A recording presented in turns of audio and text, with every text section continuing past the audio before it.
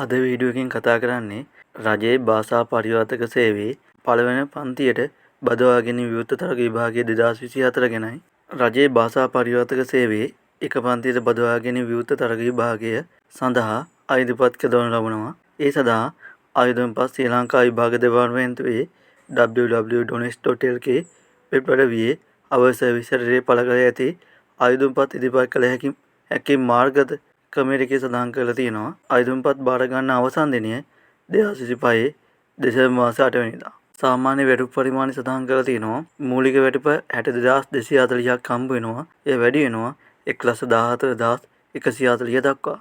මෙම රැකියාව සඳහා සුසුකම් සඳහන් කරලා තියෙනවා. ශ්‍රී ලාංකික පුරවැසියෙක් වෙන්න ඕන. විශිෂ්ට චරිත සහතිකකින් යුක්ත වෙන්න ඕන. දෙවෙනි ඕනෑම ප්‍රදේශයක සේවය කිරීමට තනතුරු රාජකාරී යුතු කිරීමටත් ප්‍රමාණවත් ශාරීරික මානසික යෝග්‍යතාවයකින් යුක්ත වෙන්න ඕන. අධ්‍යාපන සුසුකම් තමයි අධ්‍යාපන ප්‍රතිපත්ති සාමාන්‍ය පෙළ විභාගයේදී ඕ ඊට සමාන විභාගයකදී අදාළ පරිවර්තක භාෂා මාධ්‍ය දෙක සඳහා සම්මාන සමානත ලබා දීම හෝ ඊට උසස් සුසුකම් ලබා දීම සඳහන් කරනවා. සහ විශ්වවිද්‍යාල ප්‍රතිපාදන කොමිසම සභාව විසින් පිළිගත් විදේශීය හෝ රාජ්‍ය විශ්වවිද්‍යාලයකින් පිරිනමනු ලබන උපාධියක්.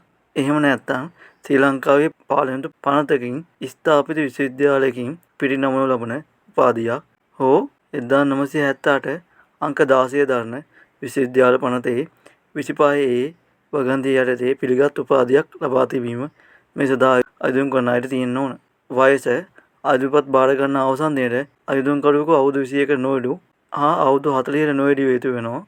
රාජ්‍ය සේවය සහ පළාත් රාජ්‍ය සේවයේ ස්ථිර තනතුරු නියුතු නිලධාරීන්ට ඉහත වයස සීමා බලපාන්නේ නැහැ. ලිඛිත විභාගයක් හා සම්මුඛ පරීක්ෂණයක් තියලා මේ සඳහා බදවා ගන්නවා. ලිඛිත විභාගයේ එනවා පරිවර්තන ලකුණු 100ක් ලබා දෙනවා. පැය 3ක ප්‍රශ්න පත්‍රයක්. ඉංග්‍රීසි භාෂාව ලකුණු 100ක් ලබා දෙනවා. පැයකකුත් මිනිත්තු 30ක ප්‍රශ්න පත්‍රයක්. සිංහල භාෂාව ලකුණු 100ක් ලබා දෙනවා. පැයකකුත් විනාඩි 30ක ප්‍රශ්න පත්‍රයක්.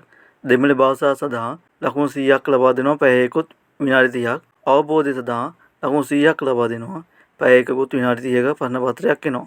විශේෂ නිර්දේශ සඳහන් කරලා තිනවා. පරිවර්තන කාර්යාල ලියවිල්ලක් හෝ වාර්තාවකින් හෝ පුවත්පත් ලිපියකින් උපුටා ගන්නා ලද උද්ෘතයක් ඇතුළු කාර්යාලය විද්‍යාන්වික හා නෛතික තාක්ෂණික ලියවිල්ලට සම්භාව්‍ය සාහිත්‍ය ග්‍රන්ථවලද උපුටාගත් දුෂ්කර පාඨ කීපයක් පහත දැක්වෙන ආකාරයෙන් එනම් 1 හෝ 2 හෝ 3 යන ආකාරයේ පරිවර්තන සිදු කරන්න ඕන.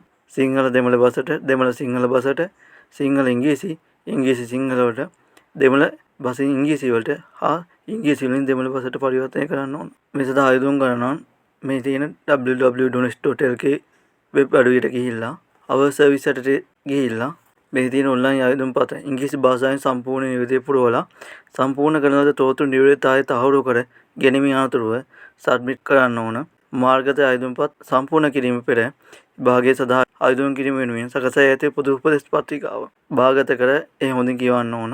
ආයුධම්පත් පිටවීමේදී උපදෙස් තරයේ පිළිපදින්න සම්පූර්ණ ආයුධම්පත් දැනුම් දීමෙන් තොරව ප්‍රතික්ෂේප කරනු ලබනවා.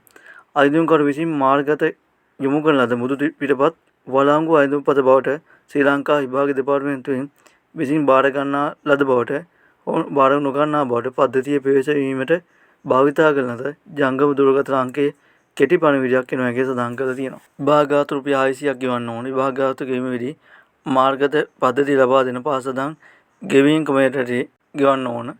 මේ සුදුසුකම් තියෙනවා නම් මම ඩිස්ක්‍රිප්ෂන් එකේ මේ තොරතුරු දාලා තියෙනවා.